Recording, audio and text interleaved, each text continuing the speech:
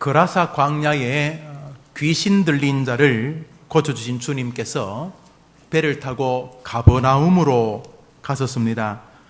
가버나움 부두에는 이미 거라사에서 주님이 하셨던 놀라운 일, 아주 유명한 귀신 들린 자가 예수님 앞에서 건강과 신앙이 회복되고 그 거라사 광야의 광인에게 들어가 있던 귀신이 돼지떼에게 들어가서 돼지떼가 막 강으로 뛰어내리는 이러한 사건이 방금 전에 있었기 때문에 예수의 소식이 가버나움까지 이미 들려왔기에 많은 사람들이 예수님의 그 소식에 대해서 듣거나 예수님을 구경하려고 모여 있었습니다. 그 부두에 또 한 사람이 있었는데 그 사람이 바로 가버나움 회당의 회당장이었습니다. 이름을 성경은 야이로라 이렇게 기록하고 있습니다. 이스라엘 회당은 이스라엘 사람들에게 성전의 기능을 하는 공동 공간이었습니다. 안식일에 모여 예배하거나 또 로마로부터 위탁받은 유대인들의 재판을 행하고 결정하는 곳이 회당이고 결정하는 자가 회당장이었습니다. 로마가 이스라엘을 딱 통치해 보니까 너무 독특한 민족인 거예요. 이 희한한 민족이다. 유일신 야훼를 섬기면서 이 유대인들에게는 자기들만의 법이 있는 거예요. 바로 율법인데 로마도 꽤 탄탄한 법을 가지고 있지만 로마가 보니까 자기들끼리 하나님을 믿는 것 외에는 그 나름대로 의미가 있다고 생각을 한 것 같아요. 그래서 그 법을 존중해 줬습니다. 통치의 기법이었죠. 로마의 통치 기술입니다. 크게 사회의 질서를 흐트리지 않는다는 거 보았기 때문에 자치법을 줬고 사람을 사형시키는 이런 심각한 범죄를 제외한 도둑질이라든지 이런 몇 가지 문제는 다 율법 안에서 처리될 수 있다고 믿어서 유대인들 자치법을 허락해 줬고 그 유대인들이 모여서 문제가 발생하면 재판할 수 있도록 재판권까지 줬습니다. 그것이 회당이고 그 사람이 회당장이었습니다. 그러므로 회당장은 그 유대 공동체 가운데 율법이 아주 박식한 학자들 또는 원로들 가운데 뽑혔고 아무래도 유지들이었을 것이 틀림없습니다. 자, 그런 회당장 중에 하나였던 야이로가 이 가버나움 부두가에서 예수님을 간절히 이렇게 기다리고 있었던 것입니다. 그가 예수님을 그렇게 기다린 이유는 당시에 그 야이로와 같은 이 회당장 그룹이었던 바리새인들의 마음속에 있던 예수 저 어떻게 흠을 하나 찾아낼까? 예수의 어떤 문제를 발견할까? 이런 식으로 예수님을 걸어서 넘어뜨리려고 하는 그런 의도가 아니었습니다. 이 사람이 예수님을 기다린 이유는 12살 된 자기 딸 때문이었습니다. 이 12살 된 자기 딸이 심각한 병에 걸려 죽어가고 있었기 때문입니다. 회당장, 랍비, 이런 사람이기 전에 야이로는 한 사람의 아버지였던 것입니다.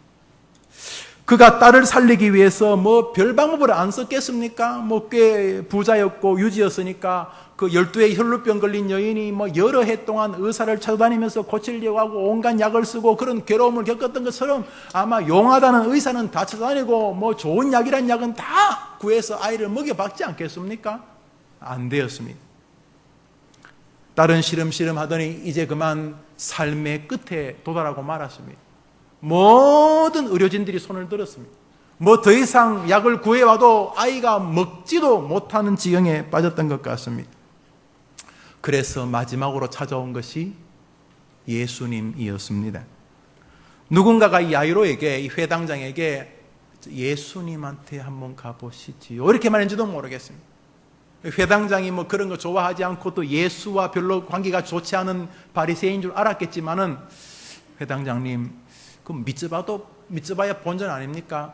한번 예수에게 한번 가보면 어떻겠습니까? 이렇게 소개했는지 아니면 예수님이 가버나움에서 이 베드로의 장모를 고쳐주셨거든요. 이 가버나움에서 나병 환자와 중풍병자를 일으켰습니다. 그리고 불쌍한 과부의 아들을 살리신 곳이 이 가버나움이었기 때문에 그 가버나움에서 그런 풍문을 이 야이로도 들었는데 그 사람은 떠올렸는지 모르겠습니다. 그 전까지는 그냥 헛소리라고 들었겠죠. 말도 안 되는 하여튼 저 예수쟁이들은 저 바보들이 좀 무식하기 짝이. 아니 아프면 병원에 가고 그래야지 뭐 기도해서 낫고. 저 따위로 믿는 저런 무식한 종교인들 막 그래 생각하지 않았겠습니까? 그렇지만 그가 꽤 지식인이고 존경받는 유대인이었지만은 딸이 죽을 병에 걸리자 예수님에게 혹시 길이 있지 않을까 하는 마음을 가졌던 것 같습니다. 그래서 오늘 예수님을 찾아온 것입니다. 성경은 예수님 앞에 온 야이로의 모습을 마태복음 9장 그리고 읽었던 마가복음 5장, 누가복음 8장에 아주 자세하게 기록을 하고 있습니다. 공관복음에는 중요한 사건들이 겹쳐 있는데요. 오늘 이 설교를 이렇게 준비하면서 제 마음속에 든 것은 왜 이렇게 같은 이야기를 세 곳에서 또 이야기하고 있을까?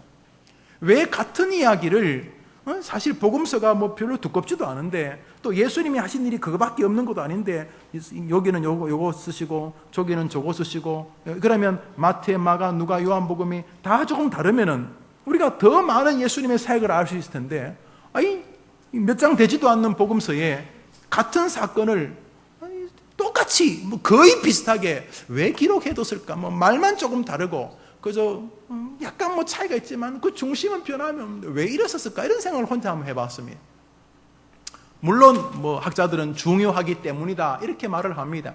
그리고 또 그것이 가치 있기 때문에 이렇게 말하는데 제 마음에 든 것은 이것이 바로 2000년 전 야이로의 이야기가 아니고 오늘을 살아가야 될 바로 우리들의 이야기이기 때문이구나 하는 것이 마음에 들었습니다. 설교가 뭡니까? 2000년 전에 그랬단다. 이건 설교가 아닙니다. 설교가 뭡니까? 성경의 역사가 오늘 우리의 역사가 될 때 그것이 하나님의 말씀인 줄 믿습니다. 오늘 이 아침에 여러분들에게 설교가 들려지는 아침 되기를 주의 이름으로 축원합니다. 이 말씀이 좋은 이야기는 설교가 아닙니다. 이 이야기가 여러분의 이야기가 되어질 때, 오늘 야이로 곁에 여러분이 서 있는 것을 확인할 때 오늘 하나님이 여러분에게 말씀하시는 줄 믿습니다. 자, 이 공통적인 마태, 마가, 누가복음에 기록되어 있는 예수님과 야이로의 만남은 우리의 마음을 주목시키기에 부족함이 없습니다. 우리 22절을 봅시다. 읽읍시다. 시작. 회당장 중에 하나인 야이로라 하는 이가 와서 예수를 보고 발 아래 엎드리어. 한번 따라합시다. 예수 발 아래 엎드리어. 예수님과 야이로의 첫 만남은 너무 독특한 모습으로 시작이 되었습니다. 회당장 야이로가 30 정도밖에 안 된 젊은 선지자 혹은 그 당대의 교회 선생으로 불리우는 예수 그리스도 앞에 무릎을 꿇고 엎드린 것입니다. 회당장의 나이가 최소한 50 근방이었을 것이라고 추정을 합니다. 이 회당장이라고 하는 사람이 최소한 예수님보다 나이도 많고 그리고 그 가버나움에서 가장 유명한 종교 지도자고 유지였고 모든 사람이 아이고 회당장님 하시는 이 가버나움의 회당장 야이로와 예수님의 만남은 야이로가 예수님 발 아래 엎드리는 것으로 출발되었습니다. 예수님 발 앞에 무릎을 꿇고 엎드린 것은 자신의 신분과 지위에 심각한 손상이나 위기를 가져올 사건이었습니다. 당시 유대 사회에서 이 바리새인들과 예수님은 아주 사이가 안 좋았습니다. 뭐 특별히 예수님이 그들을 싫어한 게 아니라 바리새인 공동체가 예수님을 적대적으로 보았습니다. 그래서 만나면 예수님에게 불편함을 늘 가졌습니다.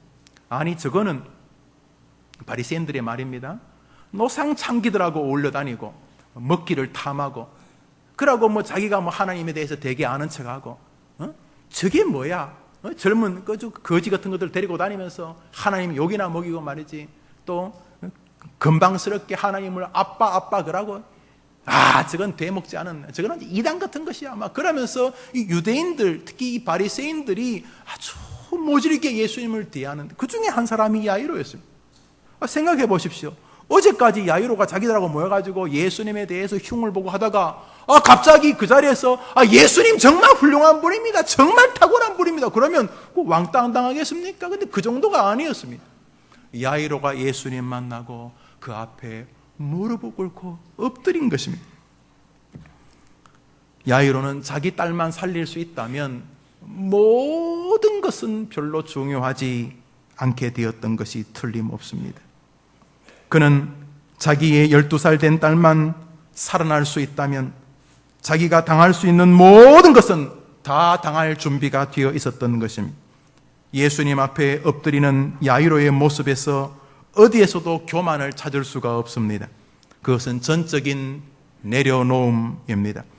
박형용 목사님은 그의 주석에서 겸손의 탁월한 증언이라고 말씀을 하셨습니다. 이스라엘에서 발 아래 무릎을 꿇고 엎드리는 것은 항복과 종이라는 사실의 표현법입니다. 앤드류 머리는 기독교의 사랑은 오직 겸손으로만 나타난다 그랬습니다. 믿음과 소망과 사랑, 그 중에 제일은 사랑이라 아시죠? 그 사랑은 겸손의 모습으로만 나타난다 그랬습니다. 장로교의 창시자로 불리는 사람이 존 낙스입니다. 스코틀랜드의 존 낙스. 그런데 그 존 낙스로 하여금 기독교의 올바른 진리, 장로교 정신을 영향을 준 것이 바로 어거스틴입니다.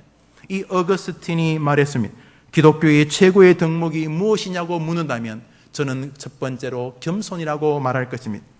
사람들이 내게 그러면 기독교 최고의 덕목의 두 번째는 무엇이냐고 물으신다면 저는 그것도 겸손이라고 말씀드릴 것입니다.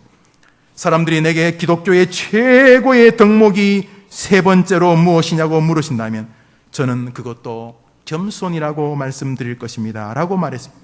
그렇습니다. 겸손은 우리로 하여금 하나님을 경험하게 하는 길이요 하나님이 사용하시는 사람의 자리에 서는 길입니다. 한번 따라합시다. 무릇 주 앞에서 자기를 낮추라. 그리하면 주께서 높이시리라. 많은 사람들은 높아지려고 자기가 아는 지식을 자랑하기에 혈연이 되어 있습니다. 얼마나 내가 똑똑한 사람인지, 왜 날 안 알아주냐, 뭐 이런 것이 사방에 관영해 있습니다. 그런데 여러분 믿음 생활하면서 그런 사람 존경합니까? 저도 제 나이만큼 교회를 다녔는데 여러분 어떻습니까? 여러분 생각하시는 연세 드신 분들 떠올려 보십시오. 여러분이 존경하는 사람들은 어떤 사람입니까? 하나 같습니다. 겸손한 분들이십니다. 그가 뭐 어떤 자리에 있던, 뭐 많은 돈을 가졌던, 공부를 많이 했던, 뭐 집이 많든 적든, 병들었든 가난하든 여러분이 존경하는 신앙인이 있다면 똑같을 것입니다. 왜 그렇습니까? 성경이 그렇게 말합니다. 한번 따라합시다. 무릇 주 앞에서 자기를 낮추라. 그리하면 주께서 높이시리라. 성경이 우리를 보고 지렁이 같다고 말한 적이 있습니다. 지렁이 같은 야곱아, 성경은 우리 인간을 만물보다 부패하다 그랬습니다. 여러분 음식물 쓰레기요, 음식물 쓰레기도 보면 집에서 이렇게 잘 버리러 가지 않으니까 저희 아이들에게 음식물 쓰레기를 버릴 때마다 꼭 이렇게 겁니다. 걸면 300원 준다. 300원이면 안 해요. 그럼 500원 하자. 뭐 이러면서 이제 음식물, 뭐 냄새가 나고 그러니까. 음식물이 오래 부패하면 아주 이렇게 악취가 나죠. 그거보다 훨씬 더 부패한 게 여러분이라는 것입니다. 목사님 왜 그런 식으로 말합니까? 제 말이 아닙니다. 만물보다 부패한 것이 인간이라 그랬어요. 그러므로 구데기 같고 지렁이 같고 만물보다 부패한 우리가 조금이라도 선한 것이 있었고 조금이라도 하나님이 우리를 사용하신다면 그것은 전적으로 하나님의 은혜의 결과인 줄 믿으시기를 바랍니다. 야이로는 지금 주님 앞에 엎드렸습니다. 사람들은 신기했을 것입니다.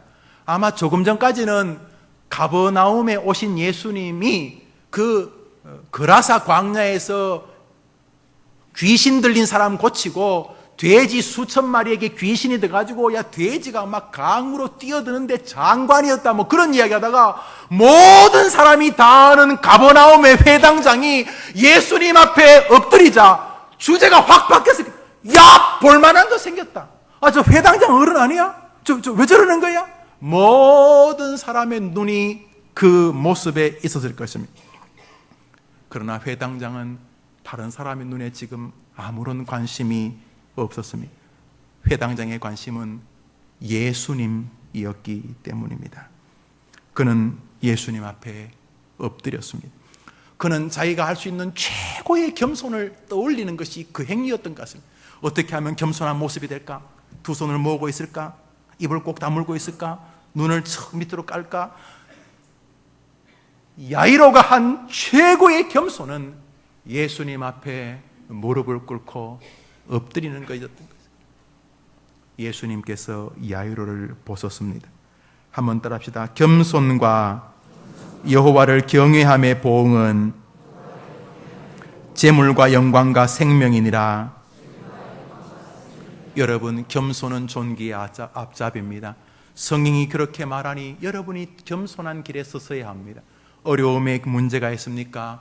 예수님께가 무릎을 꿇고 야이로처럼 엎드리게 되기를 주님의 이름으로 축복합니다. 야이로의 가정의 문제의 해결의 시발점이 여기에서부터 시작되었습니다. 야이로, 회당장, 그 동네의 최고 유지, 최고로 율법에 박식한 사람, 그가 오늘 가버나움 부둣가에서 예수 그리스도에게 무릎을 꿇고 엎드린 것입니다. 문제 해결을 원하십니까? 예수 그리스도에게로 가십시오. 그분의 발 아래에 무릎을 꿇으십시오. 거기서부터 해결의 빛이 여러분과 여러분의 가정과 자녀에게 비치게 될 것입니다. 성경은 나아가 이 야이로가 한 가지 더 놀라운 행위를 했다고 기록하고 있습니다. 23절을 읽읍시다. 시작. 간곡히 구하여 이르되 내 어린 딸이 죽게 되었사오니 오소서 그 위에 손을 얹으사 그로 구원을 받아 살게 하소서 하거늘. 여기 과거 우리가 읽었던 개역 한글판 성경에는 야이로가 많이 간구하여라고 되어 있습니다. 우리 이 개역 개정판 바뀐 성경은 간곡히 구하여 이렇게 되어 있는데, 많이 간구하는 것이나 간곡히 간구하는 것이나 뭐 같은 의미라고 보아야 되겠죠. 그럼 여기에는 그냥 뭐 도와주세요, 안 되면 할 수 없죠, 뭐 이런 것이 아니라 간청함이 담겨져 있는 것을 보게 됩니다. 절규 같은 것입니다. 말씀드렸듯이 가버나움, 거기 지금 사람들이 인산인해를 이루었을 것입니다. 여러분, 요즘도 뭐 볼만한 거 있으면 사람들 많이 모이잖아요. 유명한 연예인이 한번 온다 그러면요, 얼마나 사람들이 모이는지 몰라요. 어떤 집에 갔더니 며칠 전에 자기 동네에 조용기 목사님이 왔다는 거예요. 그래서 내가 그래 왔다 가셨구만요. 그게 아니고 조용기가 누군지 보고 싶어서 얼마나 많은 사람이 모였는지 모른다는 거예요. 저는 가면 수위가 들려주지도 않는데, 그런데 연예인이 오면 지금도 사람이 많이 모이잖아요. 제가 어릴 때는요, 오지명, 허장강 이런 사람이 부모님이 하시던 극장에 쇼라고 하는 그런 프로그램으로서, 지금은 이제 그런 사람을 시골 극장이 부를 수가 없을 거예요. 뭐 시골 극장을 다 줘도 부를 수 없을 만큼 개런티가 비싸니까. 근데 과거에는 텔레비전에 그들이 나오실 수 있는 분야가 작았기 때문인지 시골의 극장에 그런 분들이 오고, 이렇게 조금 이름 없는 무명의 연예인들이 오시고 하면은 이제 그 시골에서 그런 연예인을 보겠다고 막 사람이 모일 곳이 별로 없으니까 극장에 사람들이 많이 모입니다. 근데 그런 며칠 동안은 영화를 상영하지 않고 그들이 나와서 이제 5만 평 장소팔 이런 사람들이, 젊은 사람들은 지금 뭔 소리 하고 있나 그러겠지만 5만 평 장소팔 이런 사람이 나와서 이렇게 만담도 하고 사람들이 많이, 얼마나 사람이 모였죠. 극장에 한 600-700명 정도 들어간다면 내 생각에 한 2,000명 정도 들어오는 것 같아요. 막 사람이 화장실을 가려도 못 갈 만큼 빽빽하게 모여야 됩니다. 지금 젊으신 분들, 제가 말한 사람들이 누구 이름이 그냥 옛날 유명한 연예인이었다 생각하시면 됩니다. 한 번은 제 딸이 아빠 좋아하는 그룹이 누가 있냐 그래서 내가 바니걸스 그랬더니 이게 누구냐고, 바니걸스가 누구냐 그래서 내가 모르냐, 토끼소녀, 그래서 누구냐 그래서 아마 지금 70이 넘으셨나 80이 되셨나, 그러니까 막 그런 사람 말고 이렇게 말하는데 여튼간에 그런 연예인들이 와서 사람들 많이 모였어요. 그 시대 예수님이 슈퍼스타 아니었겠어요? 생각해 보세요. 병 고치고 이번엔 또 돼지떼가 막 몰살하고 많은 사람이 모여 있는데 나사로가 예수님 앞에 엎드린 것입니다. 그리고 간청하는 것입니다. 예수여, 예수여, 예수여, 내 딸을 고쳐 주시옵소서.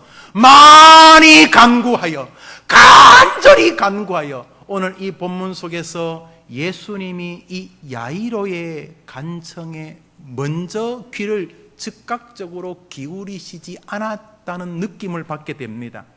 왜 그랬을까? 주석가들은 생각하기를 예수님이 수로보니게 여인이 자기의 딸이 병들리고 귀신 들렸을 때에 예수님께 고쳐주기를 원해 나왔을 때 예수님께서 그녀를 시험하면서 나는 이스라엘 사람에게 보냈다. 자녀의 떡을 개에게 던지는 것은 옳지 않다 이렇게 말합니다. 너는 이방이니까 개 같지 않냐 이렇게 말씀하죠. 예수님이 사람을 무시한 게 아니라 그녀가 정말 예수님을 원하고 있는지를 보기 위함이 있었습니다.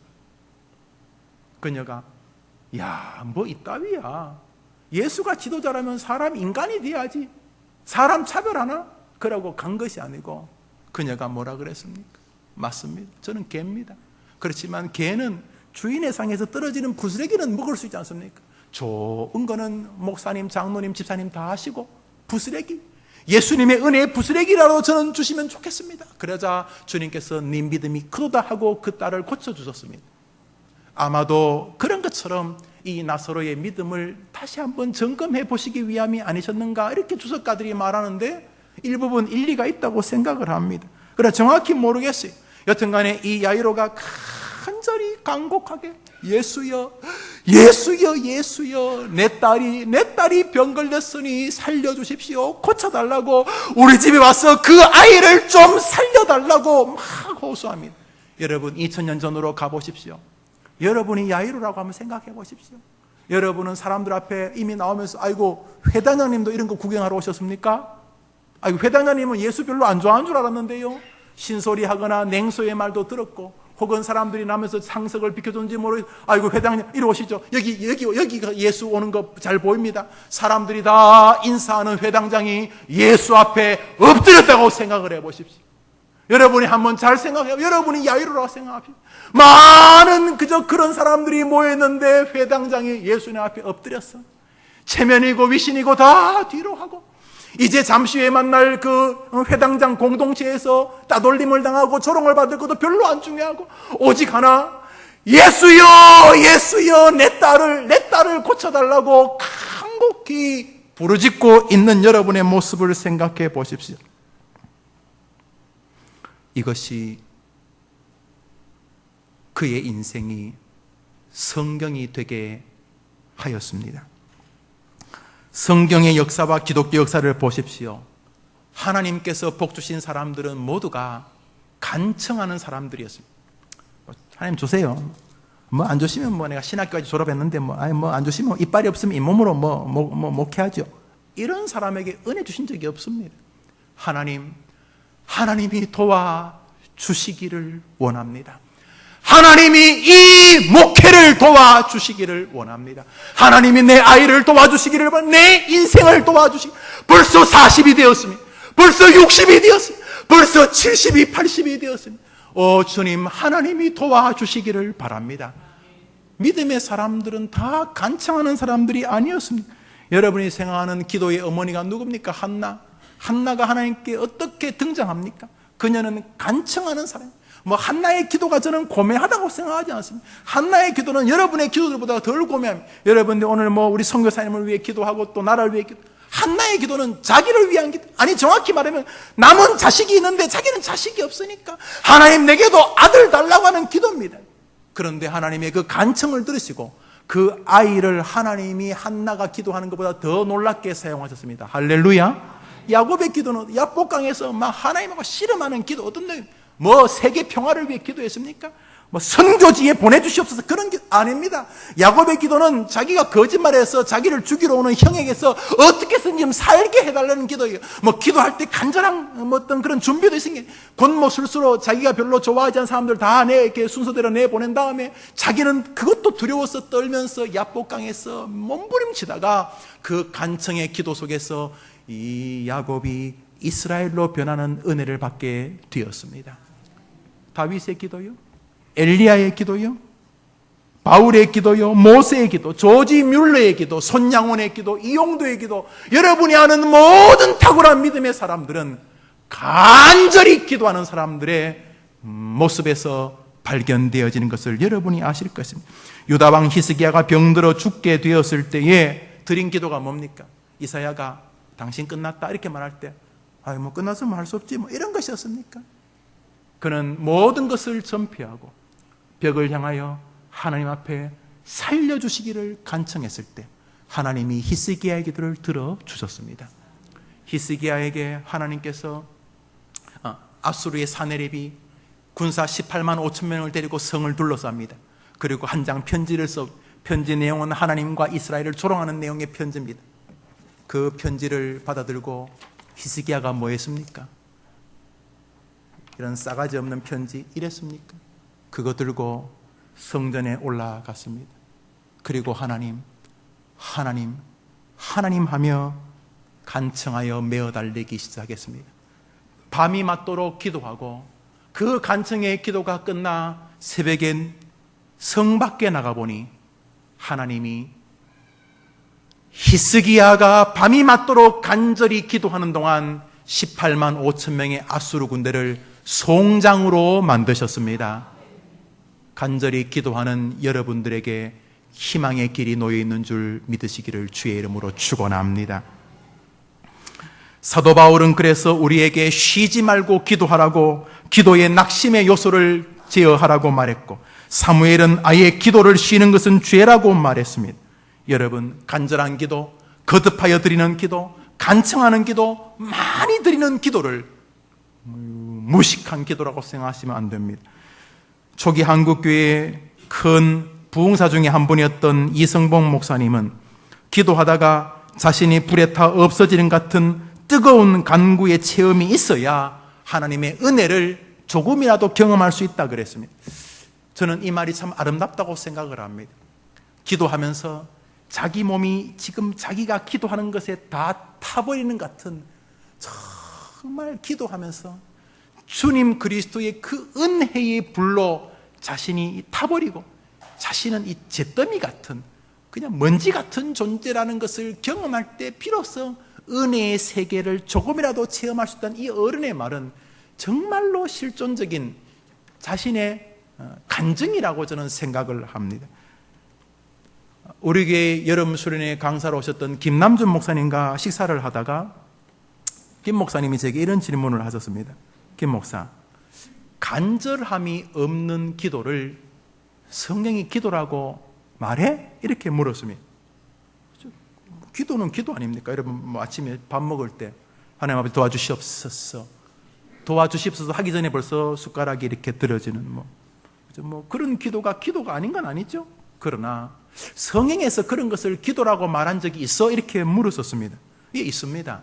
그렇지만 열매가 없었고 능력이 없었습니다. 간절함이 빠진 기도를 기도라고 부를 수 있는가? 저는 우리 시대의 문제는 다른 것이 아니고 간절함의 기도에 간절함의 요소가 사라진 우리의 기도 생활이 아닌가 생각을 합니다. 야이로가 주님 앞에 무릎을 꿇고 엎드리고 그리고 간곡하게 부르짖습니다. 예수여, 예수여, 예수여, 내 딸이 이제 12살 된 내 딸이 죽어갑니다. 예수여, 예수여. 거기에 모여있는 모든 사람이 다 들었나 봅니다. 왜냐하면 수많은 사람이 예수님이 야이로의 집으로 가는데 같이 따라왔기 때문에 얼마나 재미났는지 모를 것입니다. 야이로 회당장이잖아. 아니, 회당장 집에 애가 죽는다고 회당장이 예수님 앞에 비는 거 봤어? 우는 거 봤냐고? 지금도 저 눈에 눈물 있잖아. 소리 지르면서 예수여, 예수여, 예수여, 내 딸, 내 딸, 내 딸은 거 들었어? 그래서 수많은 사람이 야이로와 예수님과 함께 야이로의 집으로 가고 있을 때 한 사건이 발생합니다. 애는 이제 총각을 다투며 죽어가고 있는데 예수님 갑자기 멈추신 것입니다. 가는 길을. 왜요? 누가 나타났어요? 12해 혈루병 걸린 여자가 조용히 뒤로 와서 야이로의 집으로 가는 예수님의 옷자락에 손을 댄 것입니다. 예수님이 길 가다가 딱 서섰습니다. 야이로의 가슴은 왜 저러시나 싶어 빨리 가셔야 되는데, 그리고 뒤를 돌아보시면서 누가 내 몸에 손을 대었느냐라고 물으셨습니다. 우리 27절을 한 절 읽읍시다.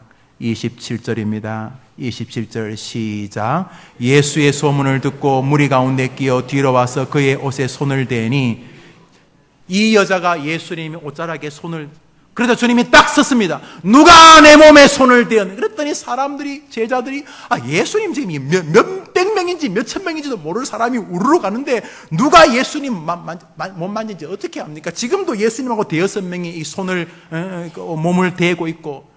여러분 지하철 만원일 때 한번 타보셨죠? 저도 학교 다닐 때 지하철을 타봤는데, 아이고, 얼마나 사람들이 꽉 차서, 요즘도 있는지 모르지만 푸시맨이라고 막 뒤에서 밀어주고 해서 꽉 가방을 두고 이래서 계속 이렇게 있어야 됩니다. 이렇게. 앞에 남자분이 어제 술 드셨으면 술 종류가 뭔지 다 압니다. 냄새 맡으면 안주 종류도 다 압니다. 그렇게 사람이 꽉, 그때는 성추행도 없어요. 손 가만히 했는데 누가 내 몸에 손을 댄지 모릅니다. 몇 명이 내 몸에 붙어 있는지. 예수님 말, 아니, 그들은 다 의미 없이 이 자리에 앉아 있지만은, 그냥 할 수 없어서 교회 오거나 부모님부터 교회를 여기 왔지만, 어떤 사람은 오늘 해림교회 3부 예배에 나를 만지려고 왔다. 할렐루야. 여러분이 그렇게 되기를 축원합니다. 예수님 말씀합니다. 많은 사람들은 의미 없이 나를 부딪혔지만 한 여자는 내 몸에 믿음으로 손을 대었느니라. 그리고 그 여인과 눈이 마주쳤습니다. 그때 여인이 떨면서 자신의 삶을 고백합니다. 그는 혈루병 걸린 일. 혈루병은 요즘으로 하면 부인병입니다. 그래서 성경에는 정결치 못하다, 이스라엘 공동체에서 못 들어오게 했습니다. 그래서 그 여인 이렇게 교제하게 만지게 되면 일주일 동안 예배도 못 나오게 했습니다. 그러니까 그 여인은 지금 잘못하면 돌에 맞아 죽을 위험을 무릅쓰고 예수님 뒤로 와서 옷자락을 만진 것입니다. 주님께서 따라 내 믿음이 구원하였으니 평안히 가라, 이렇게 말씀합니다. 할렐루야. 매주일 해림교회 나와서 예수님 만지게 되기를 주의 이름으로 축원합니다. 그냥 왔다리 하지 말고 여러분이 장로님의 기도에서, 찬양대에서, 여러분이 목사의 설교를 통해서, 남들은 다 졸고 자고 그래도 저걸 설교라고 하라고, 여러분들은 여러분을 종을 사용해서 여러분에게 말씀하시는 하나님을 만지게 되기를 주의 이름으로 축원합니다. 매주일 그런 기적이 일어나게 되기를 주의 이름으로 축원합니다. 그 여인이 치료받고 그 여인의 이야기도 다 들어주시고 그 여인에게 은혜를 베푸시고 비로소 주님이 다시 길을 가자고 할 때 야이로의 마음은 가슴이 탔을 거예요. 모든 사람은 지금 신기하지만 야이로는 마냥 신기해할 수만은 없었습니다. 애가 지금 죽어가고 있는데 시간이 급한데, 그래서 예수님이 막 출발하려고 할 때에 그 야이로의 집에서 사람이 막 달려옵니다. 그리고 말합니다. 회당장님, 아이가 숨을 거두었습니다. 그리고는 이어서 예수 선생님, 번거롭게 이제 오실 필요 없습니다 라고 말을 합니다. 성경 말씀 35절 읽읍시다. 35절입니다. 시작.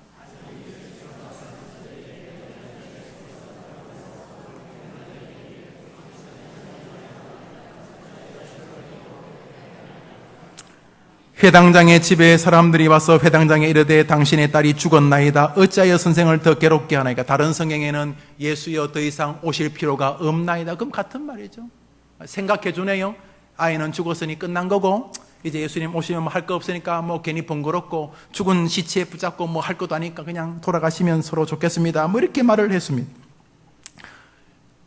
딸이 죽었다는 소식을 들었을 때 야이로의 심정이 어떻겠습니까?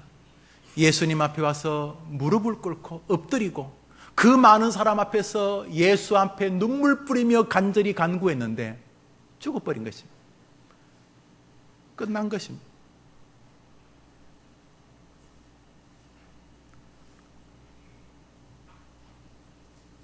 자식의 죽음 앞에 어쩔 줄 몰라 하는 장면을 저는 목회하면서 많이 봅니다. 참 안 보고 싶은 장면 중에 하나인데 목회자라는 죄로 적지 않게 봅니다.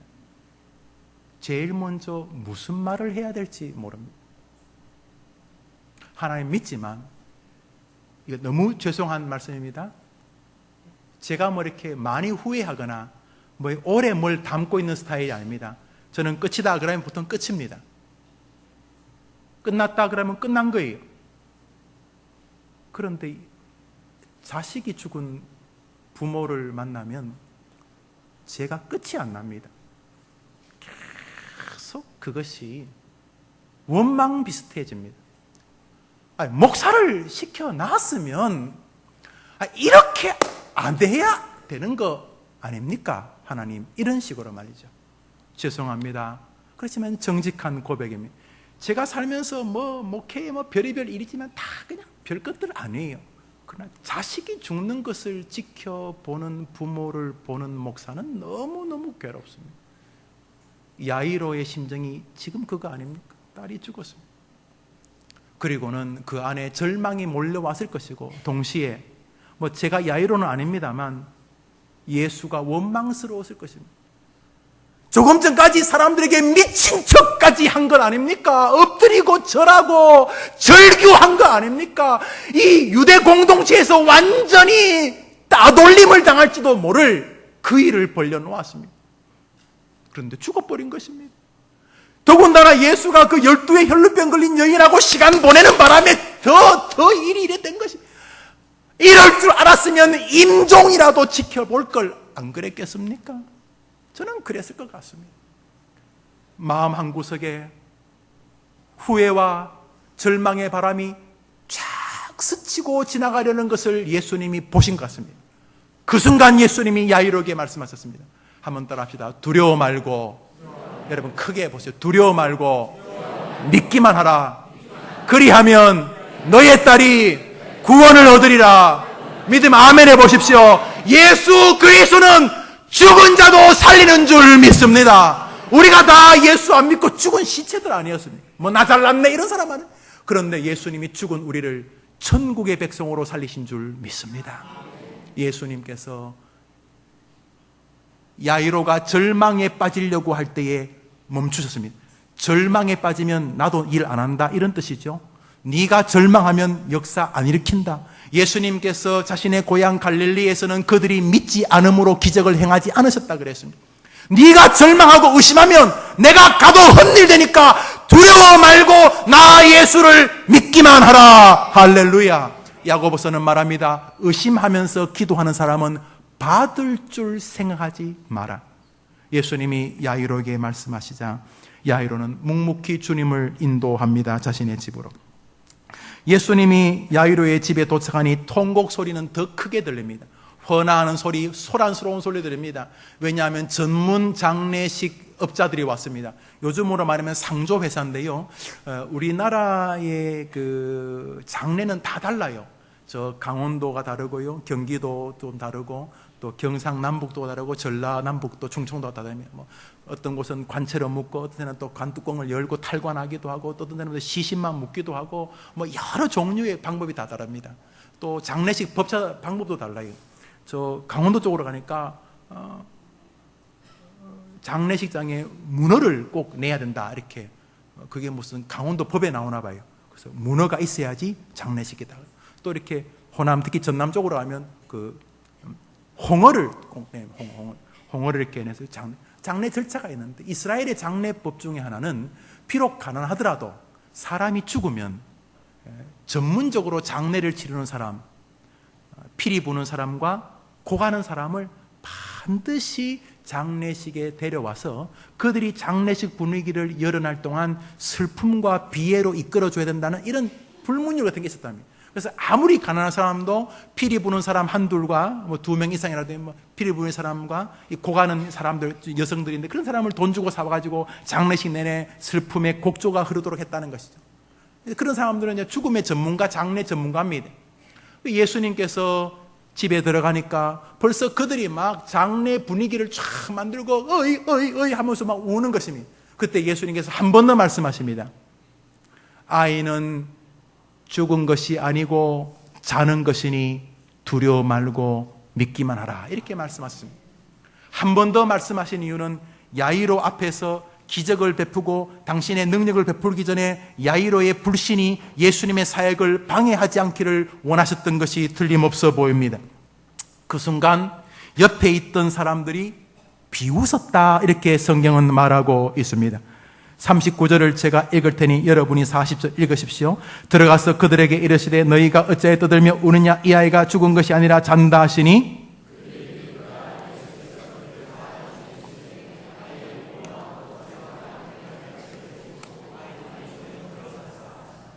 예수님께서 죽은 것이 아니고 자는 것이다 이렇게 말했더니 사람들이 비웃었다 이렇게 말을 합니다. 여기서 비웃었다는 말의 원어는 조롱할 목적으로 상대방을 야유하는 웃음이라 이렇게 되어져 있습니다.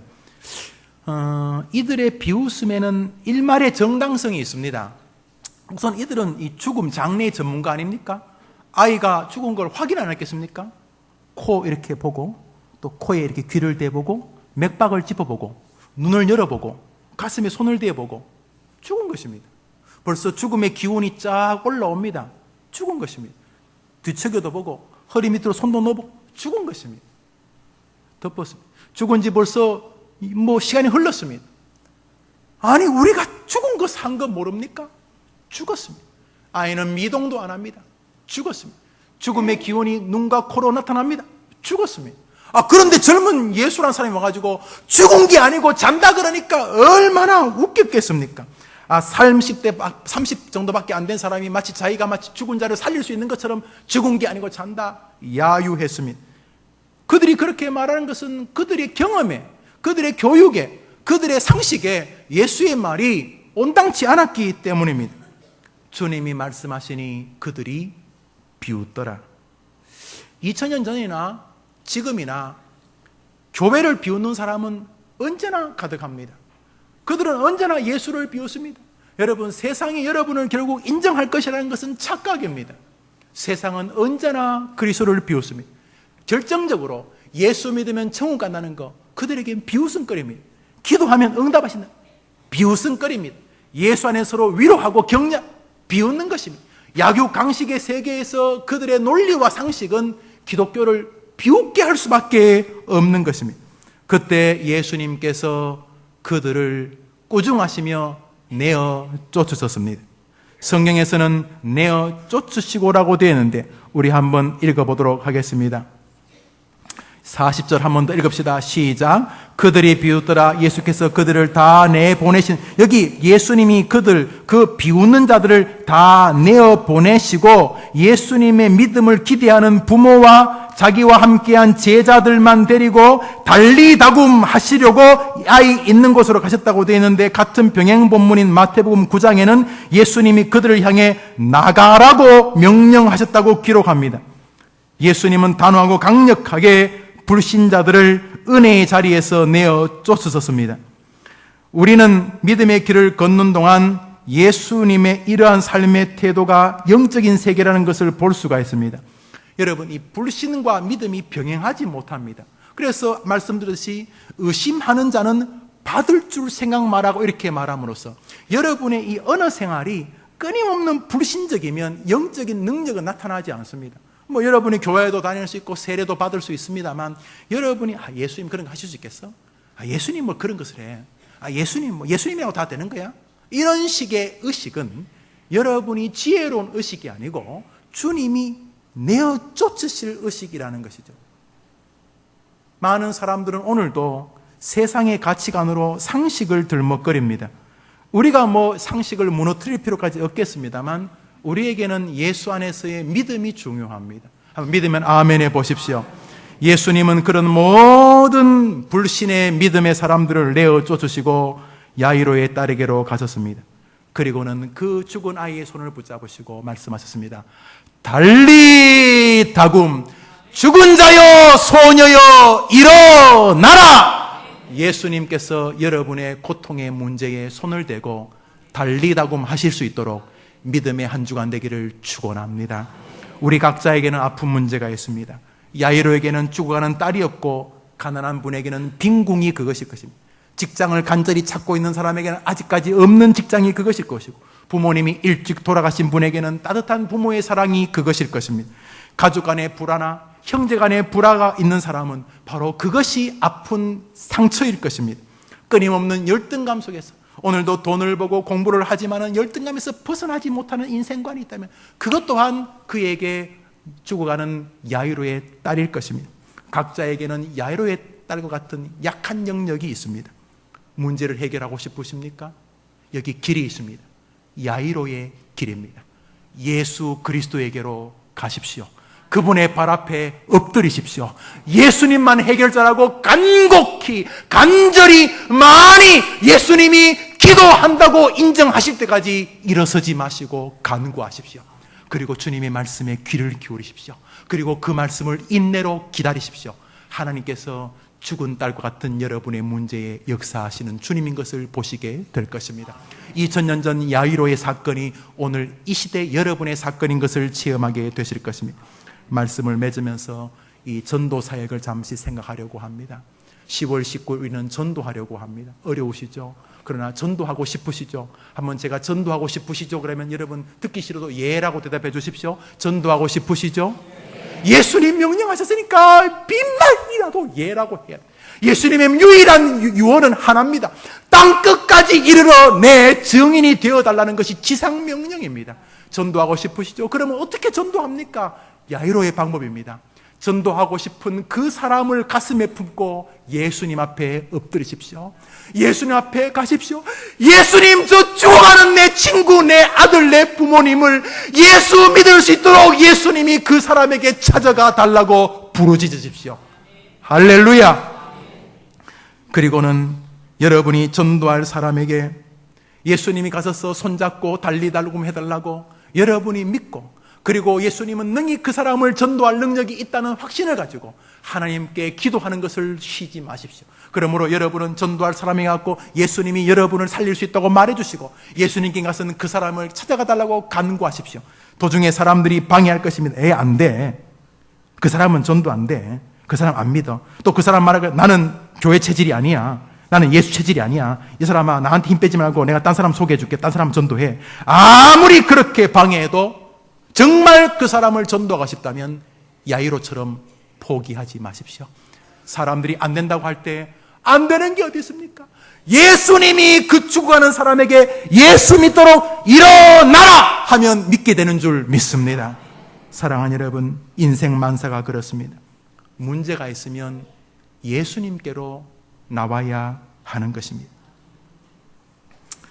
주님은 오늘 이 아침에 여러분에게도 말씀하시고 저에게도 말씀하고 계십니다. 이번 한 주간 이 말씀을 들으십시오. 골짜기의 마른 뼈들이 말씀을 듣자 살아나서 군대가 되었습니다. 죽은 자가 살아나는 방법은 말씀을 따르는 길입니다. 듣는 자는 살아나게 될 줄 믿습니다. 우리의 치료자이신 주님이 소녀의 손을 잡고 일어나라고 하시는 말씀이 이번 주간 여러분에게 들려지기를 바랍니다. 우리의 친구이신 예수님이 나사로야 나오라 하시는 음성이 여러분에게 친구의 음성으로 들려주는 한 주간이 되시기를 바랍니다. 우리의 목자 되신 그리스도께서 그분의 양인 우리들에게 나를 따라 오너라 하시는 음성이 오늘 이 아침 여러분의 귀에 들려져서 승리의 길을 걸어가 여러분이 어디에 있든지 여러분의 아픈 상처에 절망의 손을 잡고 달리다금 일어나라 하시는 은혜에 여러분의 한 주간 주인공 되기를 주의 이름으로 축원합니다. 찬양합시다.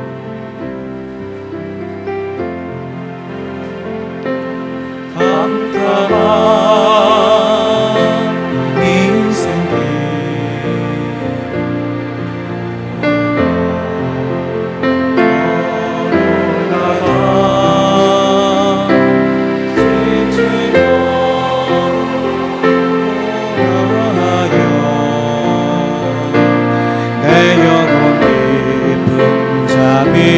들어섰네. 어두운 죄악에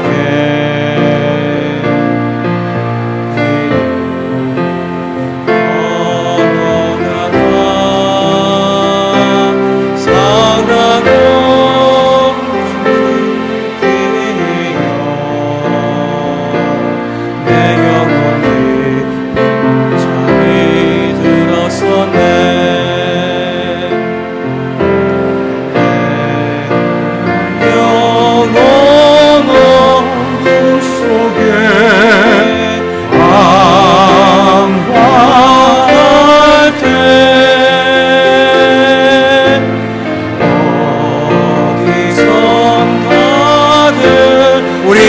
같이 일어나서 찬양합시다. 주님 깨어라 일어나라 달리다고 일어나라 일어나라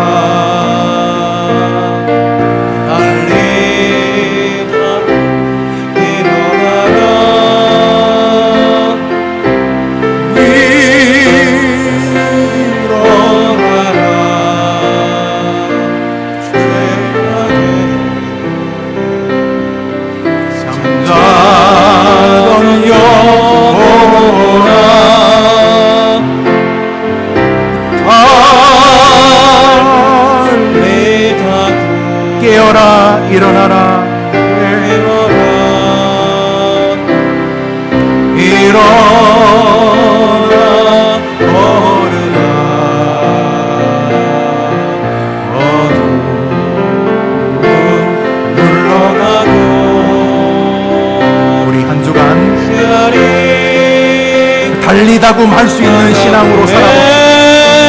예수님이 내 곁에 다가오실 수 있는 한 주간, 예수님께 엎드리는 한 주간, 예수님께 간곡히 부르짖는 한 주간, 예수님의 말씀에 순종하는 한 주간, 그리고 주님을 기다리는 한 주간, 불신과 싸워 이기는 한 주간, 그리하여 달리다굼 하실 수 있는 자리에 서는 한 주간 되게 하옵소서.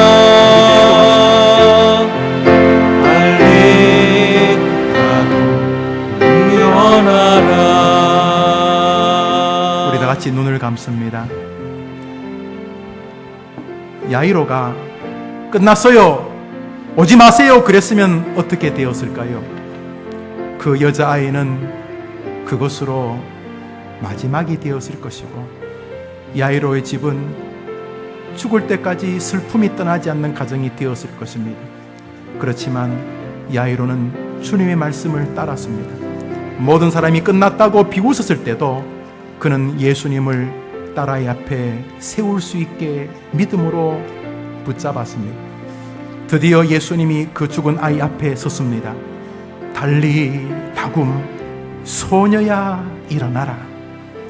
여러분 한 주간 살면서 여러분에게도 예수님이 필요하시지요. 달리다굼 해주시기를 바라시죠. 예수님이 여러분에게 달리다굼 하며 다가오실 수 있도록 이번 한 주간 예수님 앞에 엎드립시다. 뭔 다른 사람의 눈이 뭐 중요합니까? 예수님 앞에 간곡히 부르짖읍시다. 하나님, 내 딸을 살려 주시옵소서. 나의 이 아픔을 치료하여 주시옵소서. 우리 한번 주여 크게 외치고 기도합시다. 주여!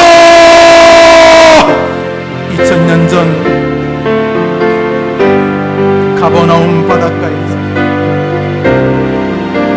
배를 타고 오신 예수님 앞에 나사로의 심정이 야이로의 심정이 되었습니다. 주님,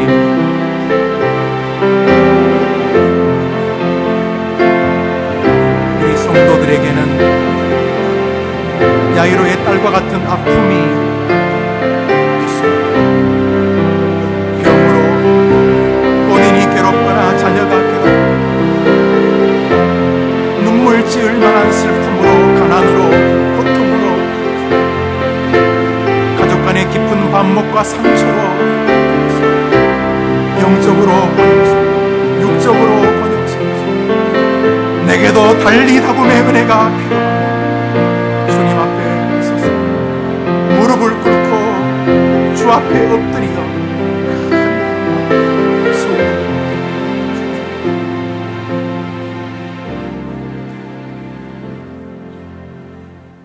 이 시간 올로 목사님께서 축도해 주시겠습니다.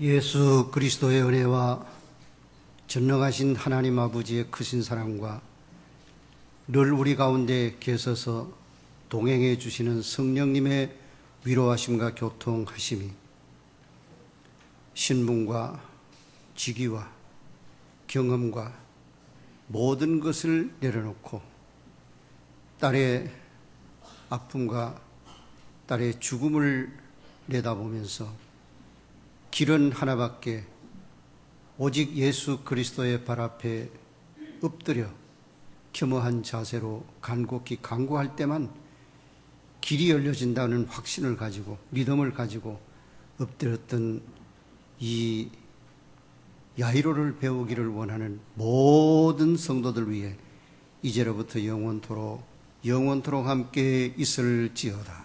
아멘.